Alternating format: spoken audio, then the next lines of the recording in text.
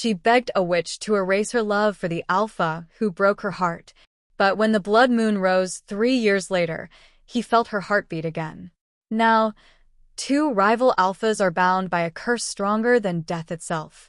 And the only way to break it is for one of them to die.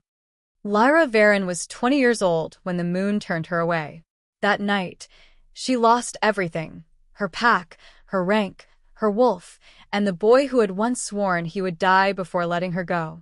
The forest whispered her name like a curse as she fled through the trees, her bare feet leaving blood in the snow. The sky was dark, swollen with storm clouds, but she could still feel the moon watching her. Cold, indifferent. A goddess who had once blessed her blood and now condemned it. She ran until her lungs burned and her legs gave out, collapsing beneath the shadow of an old birch. The wind was sharp enough to cut, the air tasting of iron and grief. When she pressed a trembling hand against her chest, she could feel nothing, no heartbeat echoing in her wolf, no pulse of the bond that had once tied her to him. It was gone, all of it, and it was her own doing. Lyra had known what would happen when she went to the witch. She had known and still gone, because love makes fools of even the strongest wolves. The witch lived where the river forked, a crumbling stone cottage swallowed by ivy and fog. The villagers called her Mother Marin and warned their pups never to follow the lantern lights near her hollow. Some said she'd once been a wolf herself, cursed into human form for loving a mortal. Others claimed she'd made a deal with the moon long before any of the packs existed, trading her soul for forbidden knowledge. Lyra hadn't cared which story was true. When she pushed open that door, the smell of salt and ash filled her lungs. Candles burned low, their light dancing over strange glass jars. Some held herbs, others shadows. In the far corner, a fire crackled, and beside it sat a woman wrapped in wolf pelts, her eyes silver and endless. "I've been expecting you," the witch said softly. Her voice was older than the forest itself. The daughter of the Crimson Hollow line. The girl who carries both hatred and love for the same wolf. Lyra's breath caught. "You know who I am?" The witch smiled, a crescent of teeth. "I know what you want." Her fingers trembled as she held out the offering she had brought, a vial of her own blood, sealed with crimson wax. "Then you know why I'm here. I want you to take it away. All of it. The bond. The pain. Him." The witch tilted her head. "And if I told you that to forget him, I must also take the wolf inside you?" Lyra hesitated. The fire popped. For a moment, she almost turned back. But then she saw his face again in her mind. Kael Thorne, heir of the Frostfang pack, her fated mate, and the reason her heart bled every time she closed her eyes. She remembered the night he'd chosen his pack over her. The night he told her their love was a danger to both their bloodlines. She remembered how his voice had broken when he said, "If we were born under a different moon, maybe." But they weren't. They were born enemies. "Take it," Lyra said at last, voice steady despite the ache in her chest. "Take whatever you must." The witch rose, moving closer. "You do not understand the weight of your wish, child. The wolf is your other half. Without her, you will walk this world as a shadow of what you were. I'd rather be a shadow than a prisoner to a bond that destroys me." The witch's gaze softened. "Very well." She reached into the fire and pulled out a blade of blackened silver. Its edge glowed faintly as she pressed the flat side against Lyra's palm. The metal burned, smoke curling from her skin. Lyra did not flinch. "Say his name," the witch commanded. Lyra's lips trembled. "Kael Thorne." The witch drew the blade across her palm, and Lyra's scream filled the hollow. The sound was raw, primal, tearing through the night like thunder. Magic flared. Cold, ancient, merciless. When the pain faded, so did the warmth in her blood. Her wolf's presence vanished, a silence so profound it felt like death itself had climbed into her chest. Her senses dulled. The heartbeat of the forest she'd always known disappeared. She could no longer smell the life in the air, hear the whispers beneath the earth. For the first time in her life, Lyra was completely human. When she opened her eyes again, the witch was gone. The candles had gone out, and the room was empty except for the echo of Lyra's breathing. Outside, the snow had begun to fall. Lyra stepped into it barefoot, blood trailing behind her, her heart numb and hollow. She didn't remember Kael anymore. Not the way his eyes burned like wildfire when he shifted, nor the way her wolf had purred when his name crossed her lips. All that remained was a feeling she couldn't name, a heaviness in her bones, a wound she couldn't see. The witch's voice whispered on the wind. Love cannot be killed, only forgotten. And forgotten things have a way of returning. Lyra looked up at the moon one last time, her breath fogging the air. Then let it come, she whispered. And somewhere far away, across the frozen border that separated two rival packs, Kael Thorne woke from sleep, his heart pounding, his bond howling in pain. He didn't know why. He only knew something had been taken from him. Something he would spend the rest of his life trying to find again. 3 years later, the girl who had once been destined to lead the Crimson Hollow Pack returned home as a stranger. Lyra Varen walked through the gates of the settlement at dusk, a thin cloak wrapped around her shoulders and a scar cutting down the line of her collarbone. The guards stiffened when they saw her. They didn't bow, didn't greet her, only exchanged uncertain glances before opening the gate in silence. The Crimson Hollow had changed. The wooden walls were higher now, the air thicker with the scent of iron and fear. Wolves moved like soldiers, not kin. Eyes forward, voices low. What used to be a community felt like a fortress. She passed the central square, where the great oak once stood, her father's favorite place to hold council. It had been cut down. In its place was a pyre of dark stone, carved with the sigil of the new Alpha, a wolf's skull wreathed in fire. Her brother's mark. Lyra? The voice came from behind her. When she turned, Dorian stood at the steps of the hall, taller now, broader, every inch the Alpha he'd been bred to become.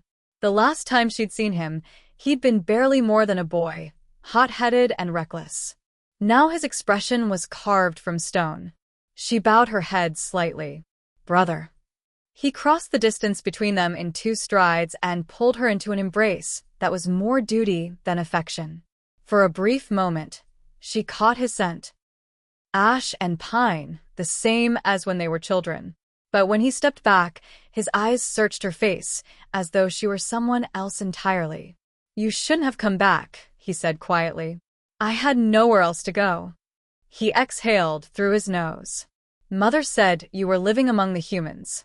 Is it true? Lyra nodded. In the northern villages. I worked where I could. And your wolf. Her throat tightened. Gone. For a heartbeat, something flickered in Dorian's eyes. Sadness, perhaps. Then it was gone, replaced by the cold authority of an alpha. You know what that means. You're human now, Lyra. You have no claim here. I'm not asking for one, she said softly. I only want a roof, food, and a place where no one will look at me like I'm cursed. Dorian's jaw worked, as if grinding down his anger.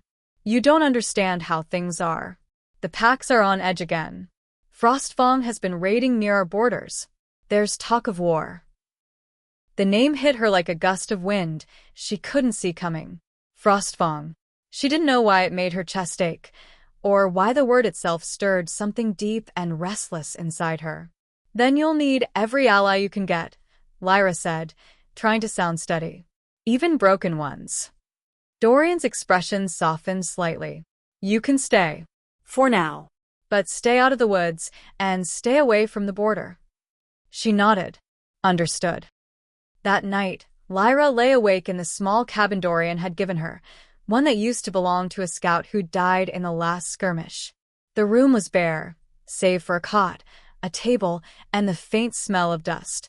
Outside, wolves howled to the moon, their voices blending in haunting harmony. Lyra listened, unable to feel the pull she once knew, the instinctive response that made every wolf lift their head to answer the call. Now it only made her chest ache with something she couldn't name. She pressed a hand against her sternum, where her heartbeat should have echoed with the rhythm of her pack. but there was only silence. And then she felt it.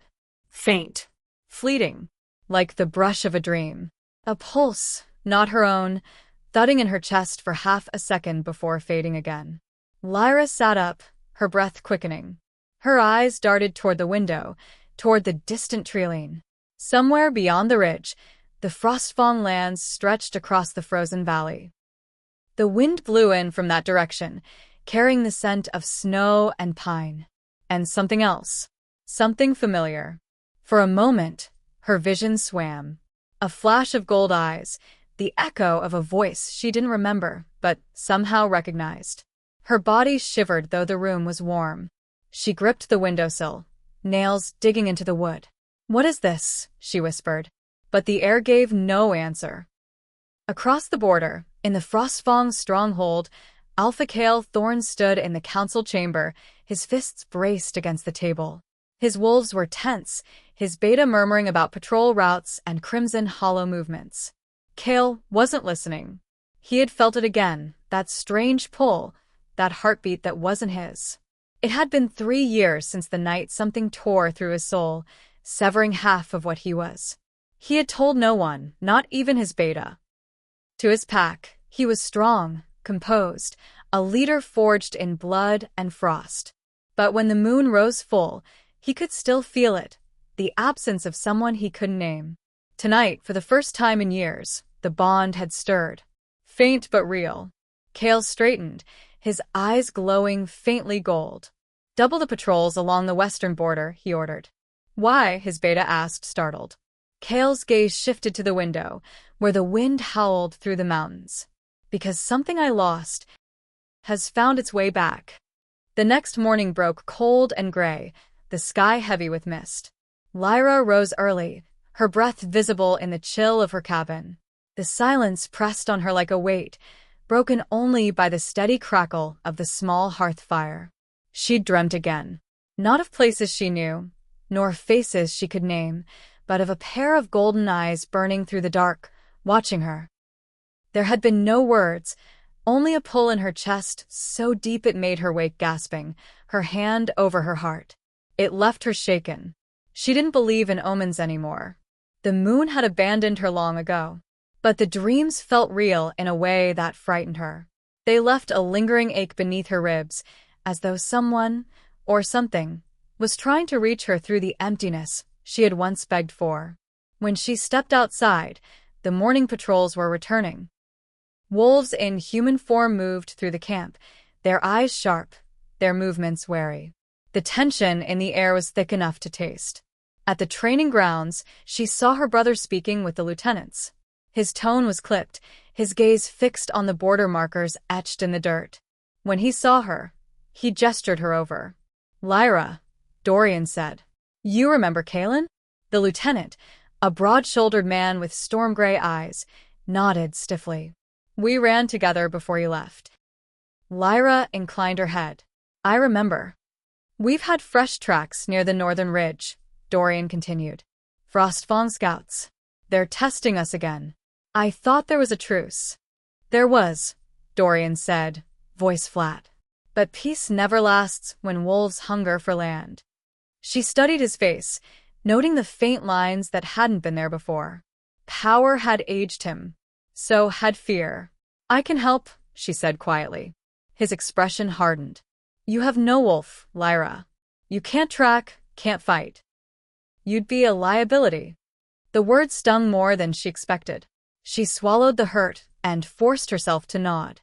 "Then I'll stay out of your way." "Good," Dorian said. But his voice softened as she turned to leave. "Just be careful. The forest remembers everything." Lyra spent the day tending the herb garden behind her cabin, trying to keep her hands busy. Yet every gust of wind from the north brought that strange sensation again, like a heartbeat brushing against her own. Sometimes it was faint, a whisper in her blood. Other times it struck sharp and sudden, leaving her dizzy and short of breath. She didn't tell anyone. There was no one to tell. By nightfall, the sensation grew stronger. The moon rose pale and full above the ridge, its light pouring through the window in cold silver beams. Lyra sat on the edge of her bed, her fingers digging into the fabric of her cloak as the pull in her chest became almost unbearable. Then she heard it. A voice. Not in her ears, but in her mind. "Who are you?" Lyra froze. The voice was low, rough, and carried an ache that felt centuries old. It wasn't human, and yet it was familiar. Her pulse raced. "Who's there?" she whispered aloud, though she already knew the answer wasn't one that could be spoken. "I know your scent," she gasped, her heart slamming against her ribs. The room seemed to darken, shadows thickening as the bond between them flared awake, raw and confused. Images flashed behind her eyes: snow, blood, the sound of wolves howling beneath a crimson moon. "I lost you once," the voice murmured. "But I'll find you again." Lyra clutched her chest. "Stop it," she whispered. "You're not real." But the bond pulsed again, warm, alive, defiant. And miles away, Alpha Kael Thorne stood alone at the edge of Frostfang's cliffs, his body tense beneath the cold wind. The same voice had spoken in his mind, but his words had been different. "I've found you." He closed his eyes, his wolf pacing just beneath his skin, restless for the first time in years. He could smell her now, faint, distant, but undeniable. "Lyra," he said under his breath, the name falling from his lips like an ancient prayer. He didn't know how he knew it. He just did. The wind carried the echo of her heartbeat across the border, and the moon watched in silence, her game beginning once more. Sleep abandoned Lyra after that night. Every time she closed her eyes, she saw flickers of something half-remembered, a forest burning beneath a blood-red moon, the sound of a heartbeat syncing with hers, and the taste of snow melting against someone's skin. She woke drenched in sweat, her hand pressed to her chest, as if she could stop whatever stirred beneath it. Her pulse throbbed too fast, too deep, like her body remembered something her mind had long forgotten. By dawn, her reflection in the looking glass frightened her. There was a wildness behind her eyes she hadn't seen in years, a glimmer of the creature she'd lost. The witch's warning whispered through her mind like a ghost. "Whatever you lose will come back when you least want it." Lyra had wanted peace. Now she feared she was losing her sanity instead. That morning, she ventured into the woods, needing air, space, anything to drown out the pull inside her chest. The forest was quiet, its silence broken only by the crunch of frost beneath her boots. She moved carefully, her senses duller than they used to be, but still sharp enough to feel the forest watching her. Every shadow seemed to move when she wasn't looking. When she reached the edge of the northern ridge, the wind changed. It carried the scent of pine and storm, and something else. Something distinctly male, raw and familiar. Her breath hitched. The world seemed to hold still. Her wolf, long dead and silent, stirred like the faintest whisper of a heartbeat. Lyra stumbled back, gripping the bark of a nearby tree. "No," she breathed. "That's impossible." And yet she could feel it, a presence moving through the woods, powerful, commanding. Each step made her heart race faster, her palms slick with cold sweat. The urge to run was matched only by the pull to stay. She turned to leave, and froze. A low growl rippled through the air, so soft it could have been the wind. But she knew better. That sound wasn't from a wild wolf. It carried purpose, authority. Her pulse pounded in her throat as she scanned the trees. The mist thickened, curling between trunks like breath. Then she saw it, a shadow moving between the branches, large, graceful, predatory. Gold eyes glinted through the fog. Lyra stumbled backward, every instinct screaming danger, and yet something inside her, something buried deep and wild, ached to go closer. The wolf stepped into the clearing. Massive, black as midnight. Its fur shimmered like ink under moonlight, its eyes molten gold. Power rolled off it in waves, commanding the air itself to bow. Lyra's knees trembled. She couldn't breathe. She didn't need to. She knew this creature. The wolf stared at her for a long, unbroken moment. Then, with a sound like a sigh, It turned and vanished into the mist as silently as it had come. Lyra sank to the ground, her hands trembling. She had seen alpha wolves before, but none like that. None that made her very soul ache with recognition. "Who are you?" she whispered into the silence. No answer came, but the bond pulsed again, stronger this time. That same night, Kael Thorne stood in his chamber, pacing before the window overlooking the Frostfang Valley. The scent still clung to him, faint, haunting. He couldn't focus on anything else. His advisors had spoken of Crimson Hollow movements, of new alliances forming, of border tensions. But all Kael could think of was the girl he'd seen through the trees. At first he thought it a trick of the light. But he had felt her. Her heartbeat, her scent, her fear. He could not recall her face, only fragments. The curve of her lips, the shape of her eyes, the way her voice had once spoken his name in a life that no longer existed. He poured a glass of water with a shaking hand. The tremor irritated him. Alphas did not tremble. He had buried that part of himself long ago. The part that mourned something lost. Yet now, with every passing hour, it clawed its way back from the grave. His beta, Garan, entered the room. "You've doubled the patrols again," Garan said cautiously. "Are we preparing for war or chasing ghosts?" Kael didn't turn. Both, perhaps. "Then tell me which haunts you more, the enemy or your own shadow." Kael's jaw tightened. "She's not a ghost." Garan frowned. "She?" Kael said nothing. He set down the glass, staring into the frost-covered window. The reflection staring back at him looked as wild and lost as the forest itself. Finally, he murmured, "There's someone in Crimson Hollow. Someone who shouldn't exist. And if she is who I think she is, the balance between our packs is about to break." Back in her cabin, Lyra sat awake before the dying fire. The woods outside were silent now, but her heart was not. The faint heartbeat she'd been feeling for days no longer came and went. It was constant, beating in perfect rhythm with her own. The witch's curse was unraveling. And whatever was coming for her this time wasn't just fate. It was him. By the end of the week, the truce between the packs had cracked. It began with the discovery of a body. Lyra heard the news from 2 scouts whispering outside the armory as she carried water from the well. "Found him near the riverbank," one said. "Throat torn clean out." "Frostfang work?" the other asked. The first scout nodded grimly. Their scent was all over it. The pail slipped from Lyra's hand and hit the ground, the splash scattering against her boots. Her pulse quickened for reasons she couldn't explain. War.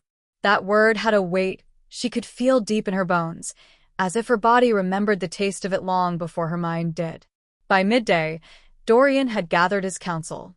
The hall was full of wolves in human form, voices raised, tempers flaring. The air smelled of iron and fury. "They've crossed the line again," one lieutenant barked. "We can't let it pass," said another. "Send a message. They spill one of ours, we take 2 of theirs." Dorian's gaze swept the room before falling on his sister. "Lyra," he said, "you've been near the ridge lately. Did you see anything?" She hesitated. The image of the black wolf, the molten eyes, the heavy air, flashed through her mind. "No," she said finally. "Nothing." Dorian studied her, searching for the truth. Then he nodded. "Stay clear of the borders. I won't have you caught between packs again." Again. The word rang oddly in her ears, stirring a half-memory that flickered and died before she could grasp it. That night, the forest burned red with torchlight as patrols rode out. The howls of the pack rose and fell in the distance. Lyra sat outside her cabin, the cold biting at her fingers, the night heavy with the promise of blood. She didn't want this. She didn't want war. And yet, beneath her fear, something else stirred, a dangerous excitement, a pulse of energy that wasn't entirely her own. It felt like her wolf, clawing at the walls of her chest, begging to be let out. But she couldn't. She had nothing left to shift into. When she finally fell asleep by the fire, she dreamed again. This time, the dream was clearer. She stood in the forest beneath the full moon, snow falling softly around her.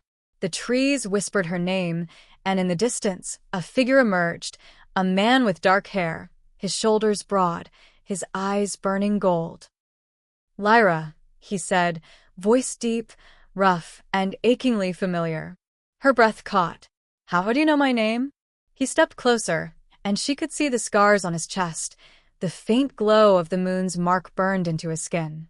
"Because you gave it to me," he whispered.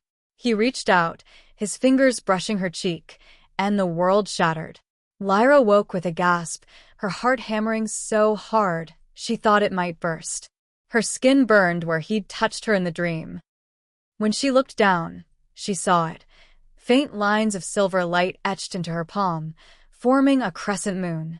The mark of the bond. Across the valley, Kael Thorne stood before a dead body laid out in the snow.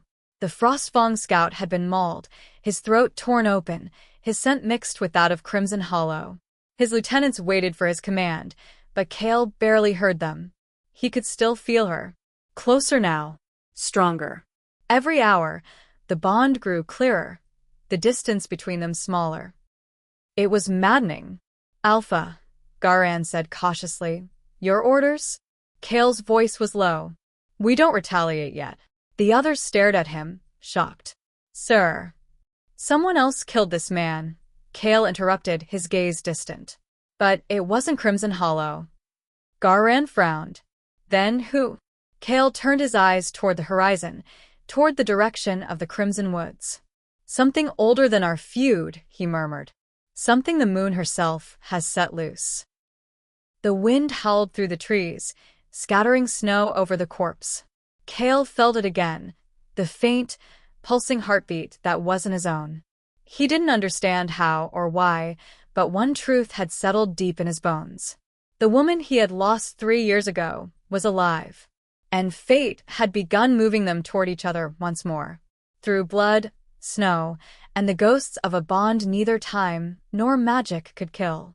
The snow fell heavy that morning, coating the valley in white silence. Lyra walked the edge of the forest, her cloak drawn tight, her mind a storm of questions she couldn't quiet.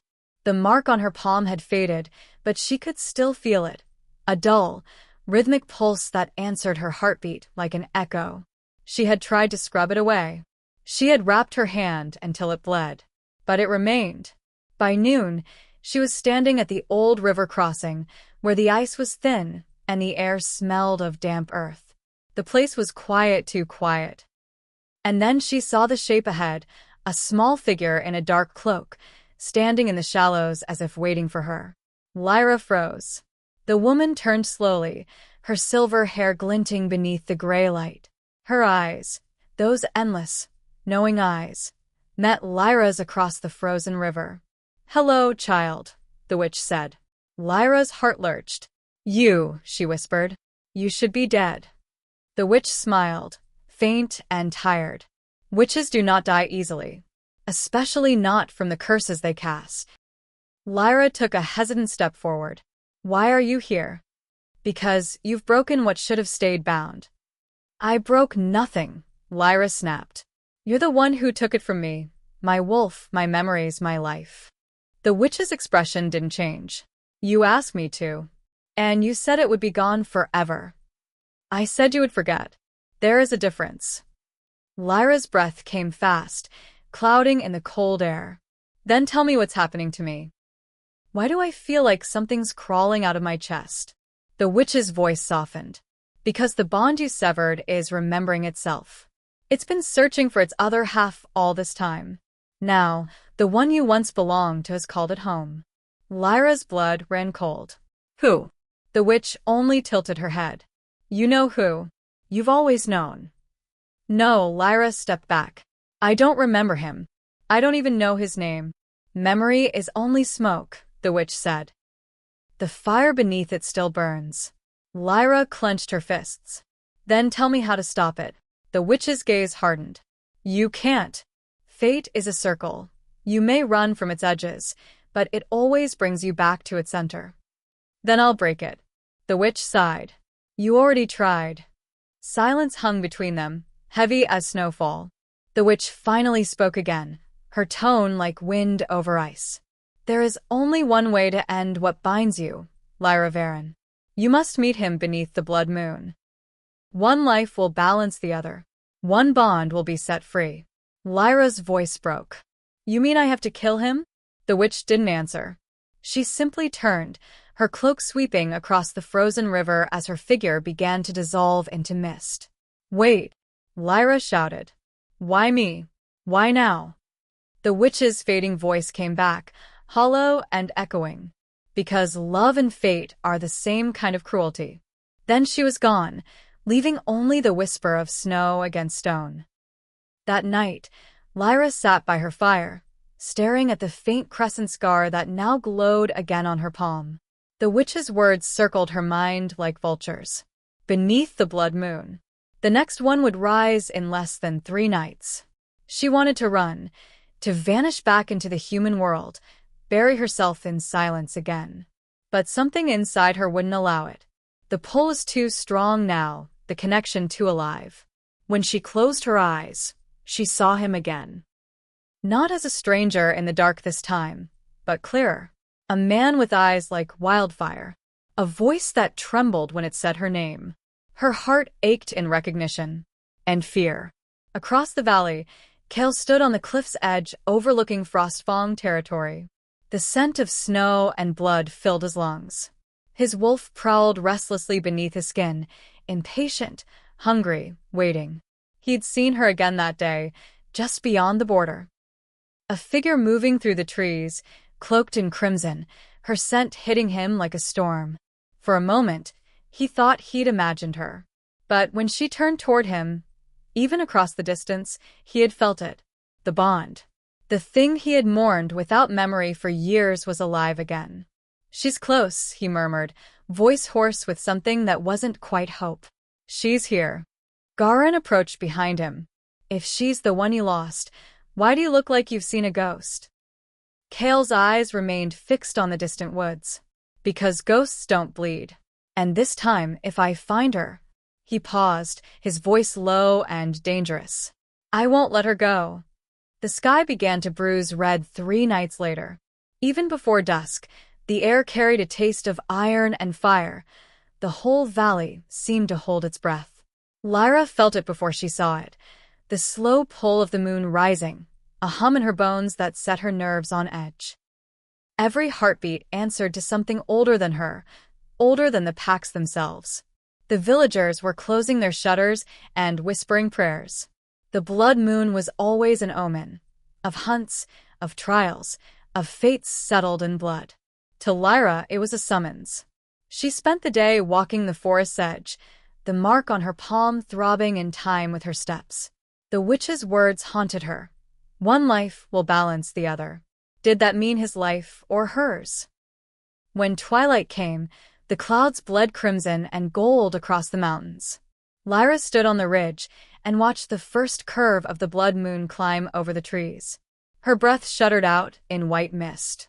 Behind her, someone moved. Lyra. The sound of her name, spoken in that deep, rough voice she had only heard in dreams, rooted her to the spot. She turned. Kael Thorne stepped from the trees. He was broader than she remembered from her visions, his hair darker, his presence heavier. The faint glow of the moon caught the scars across his jaw, the weight of command in the way he carried himself. But it was his eyes, those impossible, gold eyes, that struck her like lightning. She couldn't breathe. Every memory she had fought to forget flooded back all at once. The scent of pine and rain, the warmth of his hand in hers, the night she'd begged the witch to take it all away. Kael's expression shifted between disbelief and awe. "It's you," he breathed. "Gods, it's really you." Lyra stepped back, shaking her head. "Stay away." He halted, palms open, voice low. "You don't remember me. I don't want to." Kael's jaw tightened. "Then why are you here under this moon?" She didn't answer. The mark on her palm flared again, white hot. Pain seared up her arm, and she gasped. Kael's eyes widened as he felt it too, the same burning under his skin, the old bond reigniting in both of them. The wind rose, carrying the scent of snow and wild magic. Do you feel it? Kael whispered. It never died. You and I. Stop, she snapped. I came to end this, not feed it. The ground trembled. Somewhere deep in the forest, wolves began to howl. Dozens of them, their cries blending into one long note that shook the trees. Lyra looked around, fear twisting in her stomach. They're coming, she said. Your wolves or mine, it doesn't matter. They'll kill us both if they see us together. Kael took a step closer. Then let them come. I'm done hiding behind bloodlines and borders. Lyra's heart pounded. Every part of her screamed to run, yet her feet refused. The bond held her there, tethered to him like the moon to the tide. You don't understand, she whispered. If the witch was right, one of us has to die before the moon sets. Kael's eyes darkened. Then she lied. A roar split the night, half wolf, half storm. The forest erupted around them as figures burst from the shadows. Frostfang warriors, their eyes glowing, teeth bared. Kael spun, his body shifting in a shimmer of silver light, fur bursting through skin, claws gleaming. Run, he growled. But Lyra didn't move. The mark on her palm had begun to change again, no longer a crescent but a full circle, pulsing like a heartbeat. Power built behind her ribs, wild and ancient, as though her lost wolf was clawing her way out. The first attacker lunged. Lyra raised her hand without thinking. The air cracked, and a surge of energy exploded from her chest, hurling the wolf backward into the trees. Silence followed, stunned, impossible silence. She looked at her trembling hands. What was that? Kael, still half-shifted, stared at her with awe and fear. It's your wolf, he said hoarsely. She's coming back. Lyra backed away, shaking her head. No, she's gone. Another flash of light cut through the clearing, brighter than moonfire. Both of them flinched as the blood moon swelled overhead, its color deepening to the shade of fresh blood. Kael turned toward it, his voice barely a whisper. The moon's chosen the night. And for what? He looked back at her, his expression heavy with something that was neither love nor sorrow, but both at once. For us, he said, to finish what we began. The light of the blood moon turned the forest into a cathedral of crimson and shadow. Every branch dripped scarlet. Every snowflake fell like ash. The air was alive with power, old, wild, and merciless. Lyra staggered backward as her vision blurred. The glow from her palm raced up her arm, searing across her veins like liquid fire. Her wolf, the thing she had begged the witch to destroy, was clawing her way back into existence. She dropped to her knees, gasping. The sound that left her wasn't human. It was a low, raw growl, rising from a place deep inside her chest that hadn't made a sound in 3 years. Kael shifted back to human form, his breathing rough, his golden eyes wide. Lyra. She barely heard him. Her bones ached as though the earth itself was pulling her apart. Her nails lengthened, her skin shimmered with fur beneath the light, then vanished again in flashes. The transformation came in violent surges, half-formed, tearing through her body and fading before completion. Stop fighting it, Kael said, moving closer. You can't hold it back anymore. Lyra looked up at him, her eyes now silver-white, glowing with a light not entirely her own. I can't, she hissed. She's too strong. Kael knelt in front of her, reaching out but stopping inches from her trembling form. Then let her through. Let her be free. His voice was soft, steady, the way it had been when they were young and fearless, when they used to meet in secret by the river that marked their pack's border. The memory struck her like lightning. His hand in hers, the whispered vow under the moonlight. If fate curses us, I'll break it myself. Tears burned behind her eyes. I don't remember you, she whispered, but my soul does. Kael exhaled shakily. That's enough. He reached forward, pressing his palm over hers. The moment their skin touched, the world erupted. A shockwave tore through the clearing, bending trees, scattering snow in a circle around them. Lyra's back arched as her body burst into light, and her wolf, white as winter, fierce and beautiful, exploded from within her. She landed hard on all fours, the snow hissing beneath her paws. Her fur shimmered like frost under moonlight. Her eyes blazed bright silver. For a moment, she stood still, chest heaving, the cold air steaming around her. Then she threw back her head and howled. The sound shook the mountains. Kael's wolf answered. He shifted mid-motion, his form melting into shadow and muscle, black as night and twice as vast. When their eyes met, the entire valley seemed to pulse with their shared heartbeat. The bond between them had reignited in full, stronger than before, something more than love, more than fate. It was creation itself. Lyra took a cautious step toward him, her body trembling with the rush of power. Kael lowered his massive head, his golden eyes softening. He nudged his muzzle against hers, a gesture ancient and sacred, alpha to alpha, soul to soul. The forest held its breath. Then a sound shattered it, a horn, deep and echoing, rolling down from the mountains. Frostfang's war call. Kael pulled back sharply, his fur bristling. They're coming. Lyra's wolf bared her teeth. She could smell them now, the metallic tang of blood and fury in the wind. Dozens of them. Maybe hundreds. Kael turned his head toward the ridge. They think I've betrayed them. Lyra's voice came through the bond, raw and uncertain. Then go. Save them. I can't leave you here. You have to, she said. If they find us together, they'll kill us both before the moon sets. For a long moment he didn't move. The space between them hummed with everything they wanted to say, but couldn't. Then Kael lowered his head again, pressing his forehead against hers. I'll come back, he swore. No matter what it costs. And then he was gone, melting into the darkness, the snow swallowing his shadow whole. Lyra watched him disappear, her wolf pacing restlessly beneath her skin. The energy that had filled her moments ago now burned painfully, begging for release. When she looked up at the blood moon, its light had shifted from red to deep scarlet. She remembered the witch's voice again. One life will balance the other. Lyra's throat tightened. If fate demands blood, she whispered into the wind, then let it take mine. The forest gave no answer. Only the distant howls of war rising in the valley below. She turned toward them, her wolf snarling softly. The blood moon glowed brighter, the mark on her palm pulsing in rhythm with her heart. The bond was whole again, but it had awakened something far older, far darker, than love. The war came before dawn. The first howls broke through the stillness, rolling over the valley like thunder.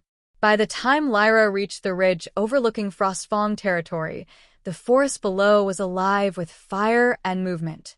Wolves darted between burning pines, their eyes gleaming gold and silver beneath the crimson light. The blood moon hung swollen and merciless above them all, bathing the snow in red. She should have been afraid. Instead, her heart pounded with something that felt almost like purpose. Her wolf, newly reborn, paced beneath her skin, wild, fierce, ready to defend what little of her world still made sense. Kael was down there somewhere. She could feel him. The bond between them burned like a live wire, pulling at her, urging her toward the chaos. She ran. Her bare feet hit the frozen ground, her form shifting mid-step, bones reshaping, fur bursting through skin in a shimmer of silver light. She was the wolf again, fully, truly. The world exploded in sensation, the smell of pine and blood, the taste of fear in the air, the rhythm of distant heartbeats. She tore through the forest, dodging fallen trees, leaping through flame. When she broke through the smoke, she saw him. Kael stood at the heart of the clearing, his massive black wolf locked in combat with another alpha, a monstrous beast with pale fur streaked in blood. Dorian, her brother. Lyra froze mid-stride, horror flooding her.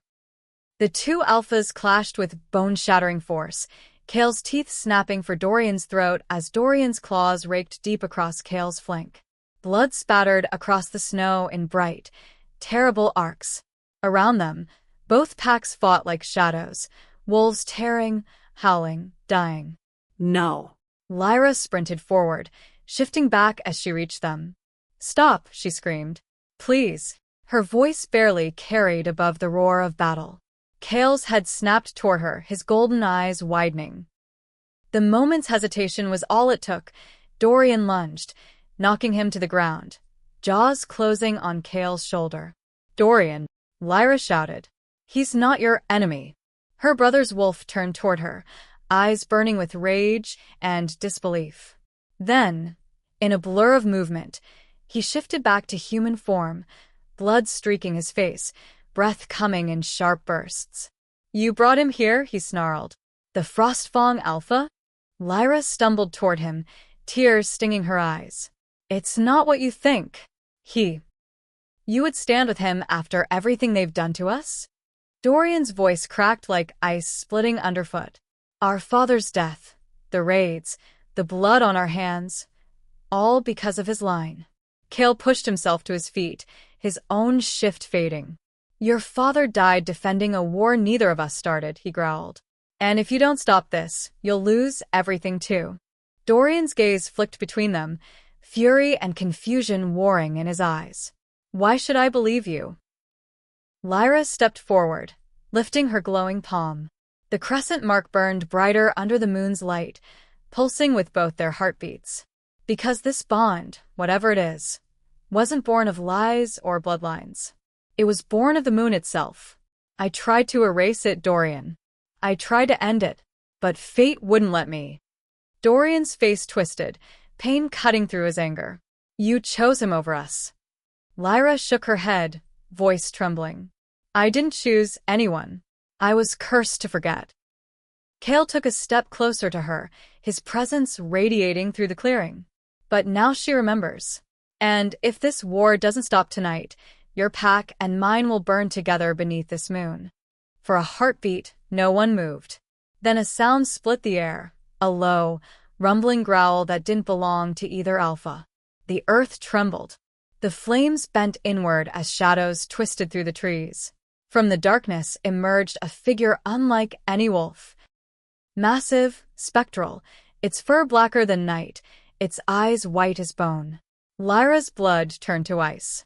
The witch's curse, she whispered. It's not done. The creature stepped into the clearing, its voice crawling like wind through stone. Two wolves bound by one soul. One must fall for the other to remain. Dorian stumbled back, his eyes wide. What is that? Kael's hand brushed Lyra's as they faced the beast together. Fate, he said quietly. Given form. The specter lunged. Kael pushed Lyra aside, barely dodging the swipe of claws that tore a crater into the earth where he had stood. The creature moved with impossible speed, its body dissolving into smoke and reforming behind them. Lyra's wolf snarled inside her, demanding release. We can't fight it alone, she gasped. Kael glanced at her, his jaw set. Then we don't. He reached for her hand. The instant their fingers touched, their marks blazed like fire. Power surged through them both. Light and shadow twining together, white and black flames spiraling around their bodies. The bond roared to life in full, ancient and unbreakable. The spectral wolf turned its hollow eyes toward them and bared its teeth. Let's finish this, Kael said. They moved as one. Lyra's silver form and Kael's dark shadow collided with the creature under the blood-red sky, the world exploding into light and fire and fury. The moon watched in silence, as she always had. The night split open in light and sound. The spectral beast struck with the force of a storm, claws raking through fire and snow. Lyra and Kael fought as one, two halves of a single heartbeat, moving faster than thought. Her white wolf darted low, tearing at the shadow's throat, while Kael's black form met it head-on, his teeth snapping, his body soaked in blood and moonlight. Every strike sent echoes through the earth. Every breath felt like borrowed time.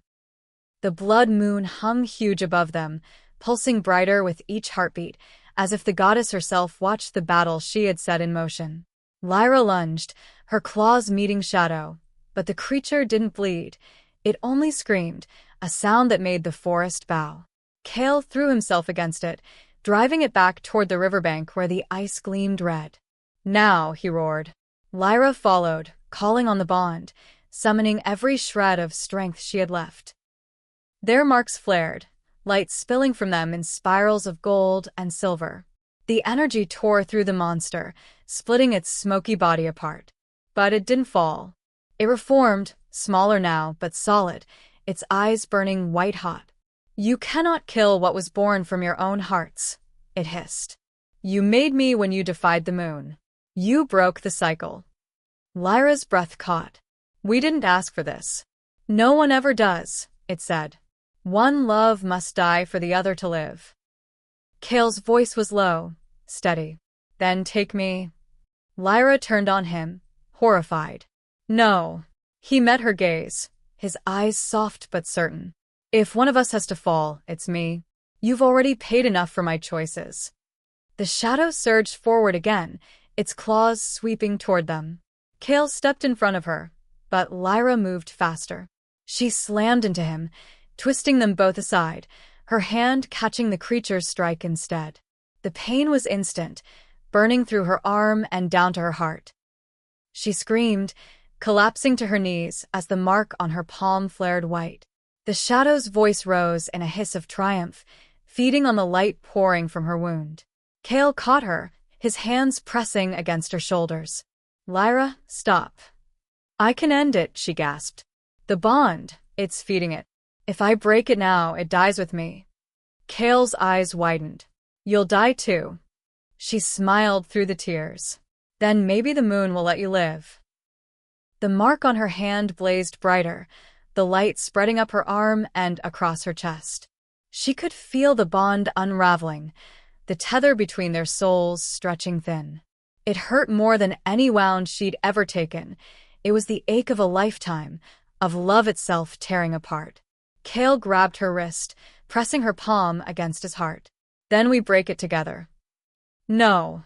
"Yes," he said, his voice breaking. "We began this together, Lyra. We end it the same way." Their marks fused in one final flare of light. The shadow screamed, its form fracturing, splitting into shards of darkness that scattered into the wind. The light grew until it swallowed everything, the trees, the snow, the sky itself. And then there was silence. When Lyra opened her eyes, dawn had come. The blood moon was gone. The world was gray and quiet, the snow untouched again, as if the war had never happened. She lay on the riverbank, Kael's body beside hers. His hand still held hers, their marks now nothing more than faint scars. For a long moment, she didn't move. She could hear her heartbeat, one steady rhythm, strong and certain. Her wolf was still there, alive. She turned to him. His chest rose once, shallow, then again. "Kael," she whispered, pressing her forehead to his. "Please." His eyes opened slowly, the gold dimmed but alive. He smiled faintly. "You didn't listen." "Neither did you," she said, her voice cracking. They both laughed. Weak, breathless, but real. The kind of laughter born not from joy, but from survival. In the distance, the wolves of both packs gathered on the ridge, silent and watching. The fighting had stopped. The smoke had cleared. The blood moon's curse was broken. Lyra helped Kael sit up. The cold morning light brushed their faces.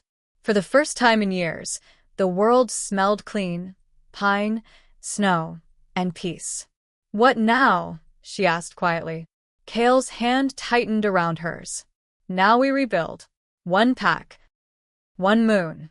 Lyra looked toward the horizon, where the sun rose gold and soft. "And us." He smiled, small, tired, but full of truth. "We keep finding each other. As many lifetimes as it takes." She leaned into him, their foreheads touching, their breath mingling in the cold. Above them, the last traces of the blood moon faded into dawn. The curse was gone. The war was over. But the legend of the Alpha and his forbidden mate was just beginning. The snow had melted by the time spring came to the valley. For the first time in generations, the forests between Crimson Hollow and Frostfang stood silent, not with tension, but with peace. Where once wolves had bled into the earth, green shoots now pushed through the soil. The air no longer carried the scent of fear or iron, but of pine, thaw, and something gentler, renewal. Lyra, Varen walked the border trail as morning light spilled through the trees. She no longer avoided this path. Once, it had been the line that divided two warring worlds. Now, it was a meeting place, a promise carved into the land. The trees still bore scars from the war, claw marks in bark, ashes beneath roots, stones blackened by fire. But life had returned, stubborn and patient. So had she. Her wolf stirred beneath her skin, calm now, no longer caged or broken. It was strange, feeling whole again. For so long, she had thought the wolf inside her was a burden. A wild, uncontrollable part of herself that had only ever brought pain. But now she understood. It wasn't the wolf that had caused her suffering. It was the emptiness she'd chosen to replace it. And that emptiness was gone. A low growl of thunder rolled across the valley. Lyra glanced up and smiled faintly. It wasn't a storm, she could tell. It was Kael. A moment later, his scent reached her. Pine smoke, steel, and the faint sweetness of rain. He stepped from between the trees, dressed in his traveling leathers, his dark hair damp from the river, his golden eyes softening when they found her. "You always come here first," he said, his voice warm with quiet amusement. She tilted her head. "And you always find me."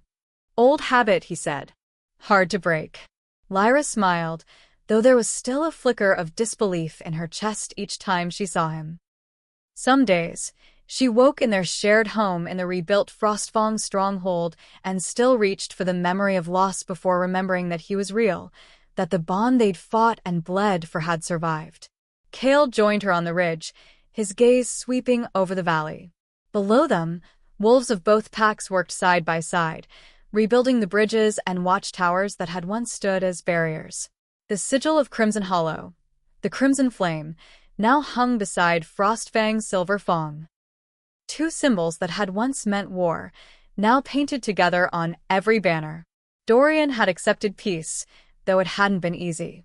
Lyra could still see the doubt in her brother's eyes when he looked at Kael. But Dorian was learning as she had, that peace demanded as much strength as war. "You're thinking too loud," Kael murmured beside her. She glanced up, smiling. "Am I?" "Always." His hand brushed hers, fingers tracing the faint scars on her palm where the moon's mark had once burned. The bond between them had quieted since that night, but it was still there, a steady warmth, like a second heartbeat just beneath the skin. "Do you ever feel it?" she asked softly. "The pull?" Kael nodded. "Every time you're more than a mile from me. It's quieter now, though. Not a chain. More like a whisper." She considered that for a moment. "I like that." They stood in silence, the breeze threading through their hair. A pair of ravens circled overhead, their cries sharp against the calm morning. Somewhere below, the sound of hammer and saw echoed as Frostfang craftsmen worked on a new council hall, one that would host both alphas when the time came. Kael followed her gaze to the half-built structure. "They're calling it the Hall of the Two Moons," he said. Lyra arched an eyebrow. "A bit dramatic, don't you think?" He chuckled low and deep. "Says the woman who came back from the dead." She nudged him with her shoulder. "I didn't die." "You did," he said quietly. "Just not in a way anyone could see." She didn't argue. There were truths too deep for denial. She had died once, when she begged the witch to take away her heart, her memories, her wolf. But love had a way of unearthing even what had been buried by magic. And fate, cruel as it was, had returned her to him anyway. That night, under a calm silver moon, the two packs gathered for the first full council since the war. Lyra sat beside Kael at the head of the long oak table. Dorian sat across from them, his gaze steady, his expression unreadable. For a while, no one spoke. Then, one by one, the elders began to talk, not of vengeance or borders, but of hunting routes, shared patrols, trade between valleys. It was awkward, slow, full of silences. But it was happening. Lyra watched Kael as he spoke, his voice calm but commanding. His presence had always filled a room, it still did. But there was something gentler in him now. Less ice, more warmth. When the meeting ended, Dorian lingered. As the last of the council left, he walked up to Kael and extended his hand. "We'll make this work," he said simply. Kael clasped it. "We will." Their eyes met, not as rivals, but as men who had both bled for the same woman and the same peace. When Dorian turned to leave, he paused and looked at his sister. "You were right," he said softly. "The forest remembers everything. Even forgiveness." Lyra smiled. "Thank you, Dorian." Weeks passed. Spring melted into early summer. One morning, Lyra woke before dawn and slipped out of bed. The cabin she and Kael shared sat at the edge of the forest, near the river that had once divided their packs. The sound of water was the first thing she heard every morning, steady, endless. She walked barefoot to the edge of the clearing and looked up at the fading moon. The world felt lighter now. Her wolf stretched inside her, peaceful, content. Behind her, Kael's voice came soft and sleepy. "You're awake too early again." Lyra turned. He stood in the doorway, hair tousled, a faint smile on his lips. "I was listening," she said. "To what?" "The silence," she replied. "It doesn't hurt anymore." He crossed the clearing, wrapping his arms around her from behind. "Good," he murmured. "You've earned quiet." They stood like that for a long time, watching the sun rise over a world that no longer demanded their suffering. Later that day, as they walked the forest together, Lyra paused beside an old birch tree, the same one she had collapsed beneath on the night she lost her wolf years ago. The bark still bore the faint scratch marks of her hands. Kael followed her gaze. "Here." She nodded. "This is where it ended. And where it began again." He took her hand, tracing the faint crescent scar with his thumb. "Do you ever wonder what she wanted?" "The witch." Lyra smiled faintly. "Maybe just this. Balance." Kael tilted his head toward the sky, where the moon was pale even in daylight. "You think she's watching?" "Always." They fell quiet again. The breeze shifted through the pines, carrying the smell of wildflowers and rain. For the first time, the forest didn't feel haunted. It felt alive. "Kael," Lyra said softly. "If we're truly free now, what comes next?" He smiled, leaning close until his forehead touched hers. "Then we live," he said. "We build. We teach our children not to make the same mistakes we did." Lyra laughed quietly. "Children?" He grinned. "One day." Her wolf purred at the thought. "Maybe," she said. "But if we have a daughter, we're naming her after my mother." "And if it's a son?" She smiled. "He can choose his own name." Kael kissed her forehead. "Fair enough." The river murmured beside them. The wind moved through the trees like a lullaby. For the first time since either of them could remember, the world didn't demand their pain. It asked only that they live. Lyra looked once more at the fading moon, her heart steady, her spirit unchained. She thought of the witch's final words, "Love and fate are the same kind of cruelty." But maybe, she thought, they were also the same kind of grace. She turned to Kael, her voice barely above a whisper. "Come on, Alpha. Let's go home." He smiled, threading his fingers through hers as they walked toward the sunlight. And high above the valley, unseen but ever-present, the moon watched her children in silence. No longer in judgment, but in peace. The moon has set, and with it, their war is finally over. But love never ends. It only waits for its next story. If you've walked this path with Lyra and Kael, through blood, magic, and moonlight, then stay a while longer. Subscribe to this channel for more dark fantasy love stories, tales where passion defies destiny, where monsters find their humanity, and where even the cruelest curse cannot silence the heart. A new story begins soon. Until then, sleep well.